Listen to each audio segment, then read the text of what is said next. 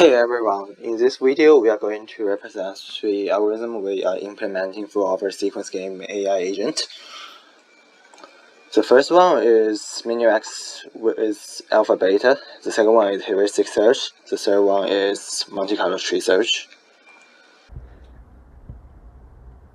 Hello everyone, we began by integrating Minimax with alpha-beta pruning to enable true adversarial planning, looking 4 moves ahead to guard against optimal opponent replies. We ran experiments at 1, 2, and 4 depth. While 4 depth significantly outperformed shallower searches, it also triggered exponential node growth. With only 0.95 seconds per decision, we frequently hit our time budget. Moreover, sequence's hidden cost nature makes Minimax must lean heavily on our evaluate board heuristic. In practice, defeating an opponent driven by the same heuristic proved extremely difficult under strict time constraints. Therefore, we concluded that a pure heuristic agent centered on evaluate board offers the most reliable real-time performance.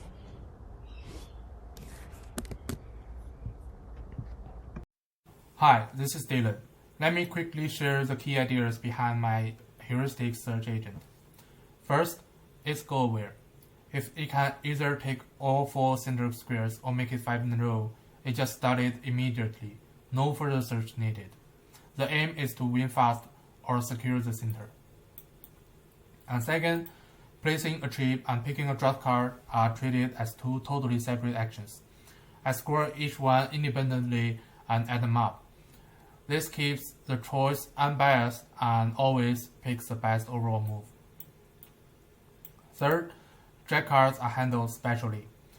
The agent avoids playing a jack card unless it's truly needed, but real values when picking one up.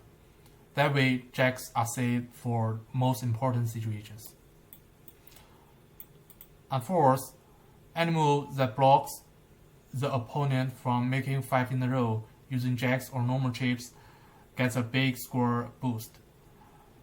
My agent will always use whatever it takes to prevent a loss, even if it means spinning a jack. And finally, the center strategy is only active when the center is empty or just one player in there. If both sides have chips in the center, my agent shift focus to other strategies. Those strategies help my agent balance offense and defense effectively. Okay, the most interesting point we found in Monte Carlo tree search is we are using a sequence feature extractor which combined with the selection.